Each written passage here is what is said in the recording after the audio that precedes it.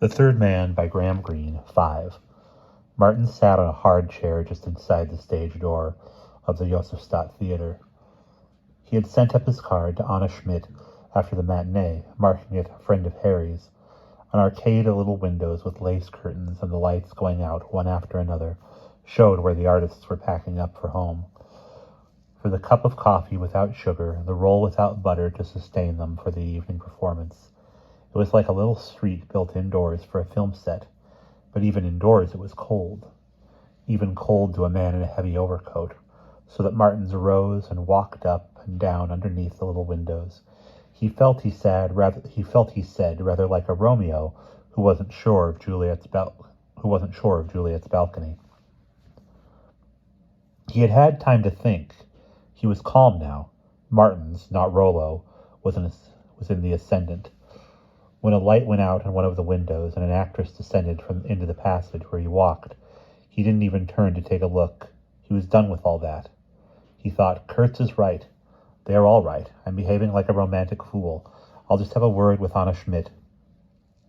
A word of commiseration, and then I'll pack and go. He had quite forgotten, he told me, the complication of Mr. Crabbin. A voice over his head called, Mr. Martins? And he looked up at the face that watched him from between the curtains a few feet above his head. It wasn't a beautiful face, he firmly explained to me when I accused him at once of mixing his drinks. Just an honest face. Dark hair, and eyes which in that light looked brown, a wide forehead, a large mouth which didn't try to charm. No danger anywhere, it seemed to Rollo Martins. If that sudden reckless moment when the scent of hair or a hand against the side alters life. She said, Will you come up, please? The second door on the right. There are some people, he explained to me carefully, whom one recognizes instantaneously as friends. You can be at ease with them because you know that never, never will you be in danger. That was Anna, he said, and I wasn't sure whether the past tense was deliberate or not. Unlike most actresses' rooms, this one was almost bare. No wardrobe packed with clothes, no clutter of cosmetics and grease paints. A dressing gown on the door, one sweater he recognized from Act 2. On the only easy chair, a tin of half-used paints and grease. A kettle hummed softly on a gas ring. She said, Would you like a cup of tea? Someone sent me a packet last week. Sometimes the Americans do instead of flowers, on the first night. I'd like a cup, he said, but if there was one thing he hated, it was tea. He watched her while she made it. Of course, all wrong, the water not on the boil, the teapot unheated, too few leaves. She said, I never quite understand why English people like tea. He drank his cupful quickly like a medicine and watched her gingerly and delicately sip at hers. He said, I wanted very much to see you. About Harry. It was a dreadful moment. He could see her mouth stiffen to meet it. Yes? I had known him 20 years. I was his friend. We were at school together, and after that, there weren't many months running when we didn't meet. She said, When I got your card, I couldn't say no, but there's really nothing for us to talk about, is there? Nothing. I wanted to hear, He's dead. That's the end. Everything's over. Finished. What's the good of talking? We both loved him. I don't know. You can't know a thing like that afterwards. I don't know anything more except that I want to be dead too, Martins told me. Then I nearly went away. What was the good of tormenting her because of this wild idea of mine? But instead I asked her one question. Do you know a man called Kula? An American? She asked. I think that was the man who brought me some money when Harry died.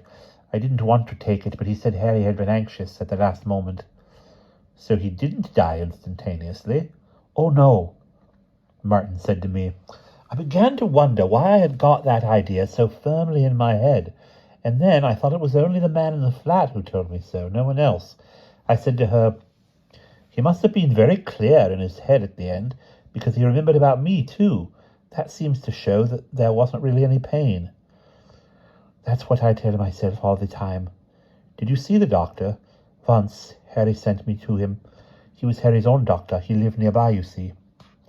Martin suddenly saw in that odd chamber of the mind that constructs such pictures, instantaneously, irrationally, a desert place, a body on the ground, a group of birds gathered.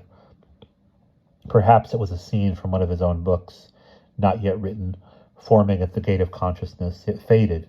He thought how odd that they were all there, just at that moment, all Harry's friends.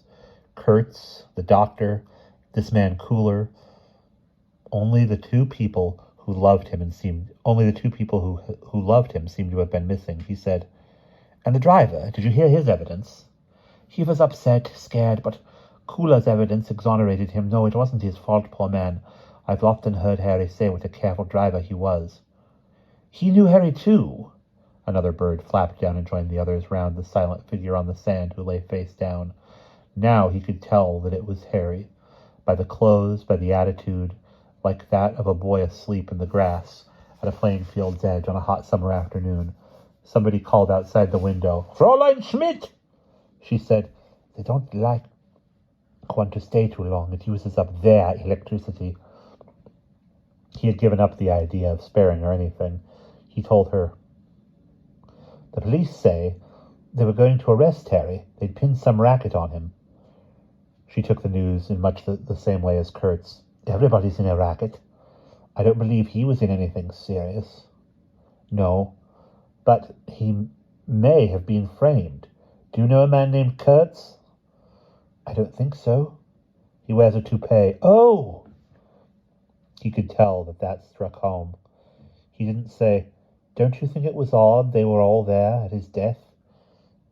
Everybody knew Harry, even the driver, the doctor." She said with hopeless calm, "I've wondered that too. I didn't know about Kurtz. I wondered whether they'd murdered him.